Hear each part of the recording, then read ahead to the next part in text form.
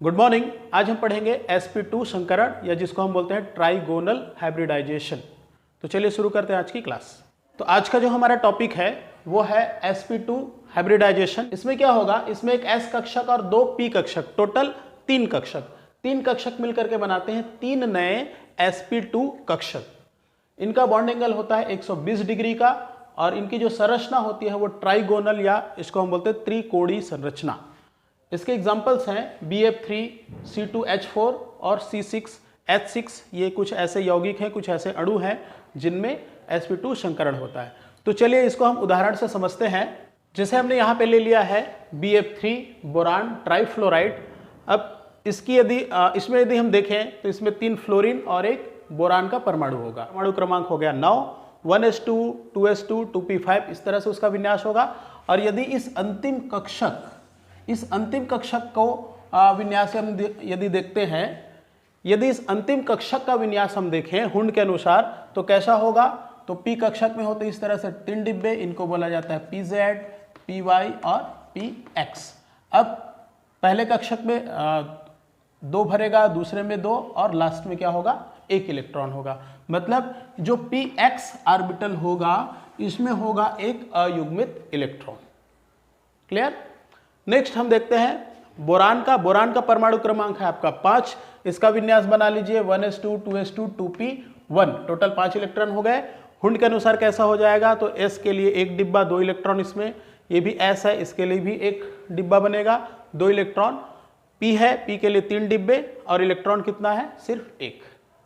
तो ये जो अवस्था होती है इसको हम बोलते हैं ग्राउंड स्टेट या सामान्य अवस्था।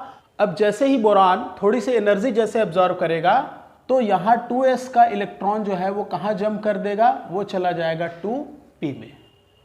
ऐसा क्यों होता है, क्योंकि देखिए दोनों जो है एक ही कोश में उपस्थित होते हैं और दोनों की जो ऊर्जा होती है वो लगभग समान होती है। इसीलिए जैसे बोरान थोड़ी सी एनर्जी उसको हम देते हैं तो क्या करता है, एक इलेक्ट्रॉन एक्साइट होकर के, उत्तेजित होकर के कहाँ चला जाता है, उसके पास वाले उसी कोश में उपस्थित जो रिक्त कक्षक है वहां वो जंप कर देता है। तो अब इसकी संरचना कैसे हो जाएगी, 1s में 2 इलेक्ट्रॉन ही रहेंगे। उसका जो 2s है, 2s में क्या था, 2 इलेक्ट्रॉन था, तो 1 इलेक्ट्रॉन यहाँ पे रहेगा और दूसरा इलेक्ट्रॉन कहाँ जंप कर जाएगा, जो रिक्त कक्षक है वहां। तो यहाँ पर ये पहले से था, अब ये जो इलेक्ट्रॉन यहाँ पर था वो जंप करके कहाँ आ जाएगा, यहाँ पे, इस तरीके का। तो अब इसमें हो जाएंगे 3 अयुग्मित इलेक्ट्रॉन। तो ये जो अवस्था होती है इसको हम बोलते हैं एक्साइटेड स्टेट। तो अब इसके बाद यहाँ पे क्या होता है, देखिए अब ये जो तीनों परमाणु कक्षक हैं, ये जो तीनों परमाणु कक्षक है, ये तीनों परमाणु कहाँ है, एक ही कोश में उपस्थित है। एक ही कोश में, इसलिए क्या होगा, इनकी ऊर्जा जो है वो लगभग एक जैसी होगी। तो अब ये तीनों परमाणु क्या करते हैं, तीनों परमाणु कक्षक क्या करते हैं, आपस में मिक्स हो जाते हैं, आपस में इनमें मिक्सिंग होती है और अपनी ऊर्जा को ये दोबारा से डिस्ट्रीब्यूट करते हैं और बना लेते हैं 3 नए कक्षक। ये कैसे होगा, देखिए तो ये S का तो ऐसे ही रहेगा, ये संकरण में भाग नहीं लेगा क्योंकि ये दूसरे कोश में होता है, इसकी एनर्जी जो होता है वो बहुत ज़्यादा डिफरेंस होता है। इस वजह से 1s भाग नहीं लेगा, कौन लेंगे, केवल 2s और 2p कक्षक ही भाग लेंगे। तो ये ज्यों का त्यों इसी तरह पड़ा रहेगा, इसको कोई छेड़छाड़ नहीं करेंगे। अब यहाँ पे क्या होता है, ये S कक्षक और ये 2p कक्षक, ये कौन सा होगा, ये आपका S, ये P, मतलब एक S और 3p, टोटल कितने कक्षक हुए, 3 कक्षक। तो ये तीनों कक्षक मिलकर के क्या करेंगे, ये तीनों कक्षक मिलकर के इस तरह से बना लेते हैं 3 नए कक्षक। और इन कक्षकों का नाम क्या होगा, ये होगा आपका sp2 कक्षक, ये भी होगा आपका sp2 कक्षक और ये भी होगा आपका sp2 कक्षक। और इसमें रहेगा एक इलेक्ट्रॉन इसमें, एक इसमें और एक इसमें, इस तरीके का। तो ये जो अवस्था होती है इस अवस्था को हम बोलते हैं हाइब्रिड स्टेट। यह अवस्था कहलाएगी संकरित अवस्था। क्यों, क्योंकि इसमें संकरित कक्षक बन रहे हैं।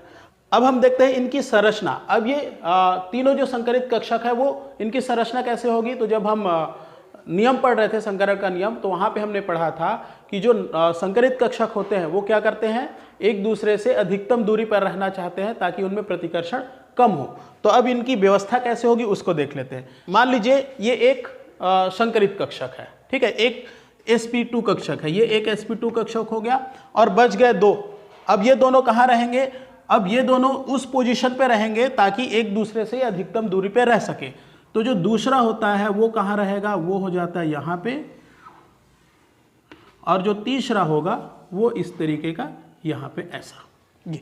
तो इस तरीके से क्या हो गया, तीनों के तीनों तीनों की तीनों क्या होंगे, एक दूसरे से अधिकतम दूरी पर होंगे ताकि उनमें प्रतिकर्षण कम हो, और इलेक्ट्रॉन्स कहां पे रहेंगे, इस तरह से इसमें एक एक इलेक्ट्रॉन ऐसा उपस्थित रहेगा। तो इन तीनों कक्षकों का विन्यास कैसा रहेगा, इस तरह से तीनों से ये अधिकतम दूरी पर रहना पसंद करेंगे, ये इस तरह से स्पेस में इनका ओरिएंटेशन होगा। अब आगे देखते हैं। अब हमारे पास मान लीजिए हम यहां देख लेते हैं, अब हमारे पास क्या है, 3 कक्षक हो गए, sp2 sp2 sp2 3 कक्षक हो गए, और हमारे पास क्या है, 3 फ्लोरीन है। अब इन हाइब्रिड ऑर्बिटल में क्या है, एक एक इलेक्ट्रॉन उपस्थित है। अब हमारे पास क्या है, टोटल 3 फ्लोरीन है।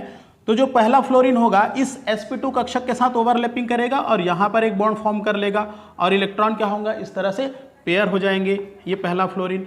दूसरा फ्लोरीन इस ऑर्बिटल के साथ ओवरलैपिंग करेगा और यहाँ पर एक बॉन्ड फॉर्म करेगा, और तीसरा फ्लोरीन जो है यहाँ पर इस तरह से ओवरलैपिंग करेगा और यहाँ पर एक बॉन्ड फॉर्म कर लेगा। अब यदि इसी को हम यहाँ पर त्रिविम संरचना में देखें तो कैसा हो जाएगा कि एक क्लोरीन यहाँ पर इस तरह से, ये एक क्लोरीन यहाँ पर इसके साथ संयोग करेगा, तो ये बेरिलियम का इलेक्ट्रॉन है, क्लोरीन का इलेक्ट्रॉन कहाँ जाए, फ्लोरीन का इलेक्ट्रॉन कहाँ आ गया, यहाँ पे इस तरह से।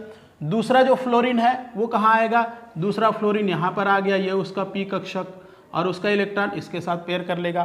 तीसरा फ्लोरीन हमारा कहाँ आएगा, तो तीसरा फ्लोरीन इस तरह से यहाँ आ गया, ये ठीक है। जगह थोड़ी कम है इसलिए टेढ़ा बनाया हूँ, आप लोग सीधा बनाना है ना। तो तीसरा फ्लोरीन यहाँ पर आकर के पेयर कर लेगा। तो इस तरह से उनमें ओवरलैपिंग होगी और बॉन्ड का फॉर्मेशन होगा। अब यहाँ पे आप देख लीजिए, यहाँ पे ओवरलैपिंग कैसा हो रहा है, हेड टू हेड, तो यहाँ पे क्या बनेगा, सिग्मा। यहाँ पर भी हेड टू हेड हो रहा है, यहाँ भी सिग्मा बनेगा।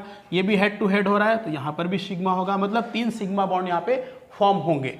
अब यहाँ पे देख लेते हैं, तो ये अवस्था जिसमें जो फ्लोरीन परमाणु है, फ्लोरीन के जो इलेक्ट्रॉन्स हैं वो हार्बिड ऑर्बिटल के साथ ओवरलैपिंग करते हैं, तो इस अवस्था को अपन बोलते हैं अतिव्यापित अवस्था।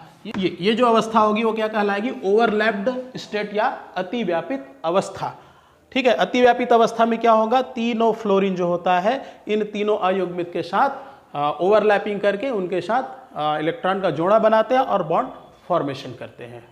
तो इस तरह से होता है आपका sp2 संकरण। अब इसमें यदि इसकी हम संरचना देखें तो देखिए तीनों के तीनों कहाँ है, त्रिकोणीय अवस्था में है।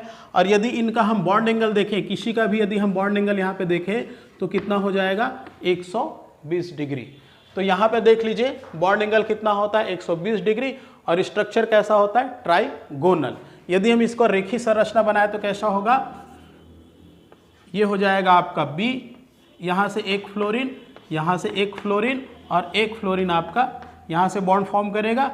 यहाँ पे बॉन्ड एंगल जो है कहीं पर भी ले लो, चारों तरफ ले लो, तो बॉन्ड एंगल जो है वो 120 डिग्री ही होगा। चाहे ऐसा स्ट्रक्चर आप बना लो चाहे ऐसा स्ट्रक्चर बना लो, दोनों का मतलब एक ही है। तो इस तरह से होता है आपका sp2 संकरण। और आज की क्लास में इतना ही, बाकी नेक्स्ट जो है हम अगली क्लास में पढ़ेंगे। Okay, thank you.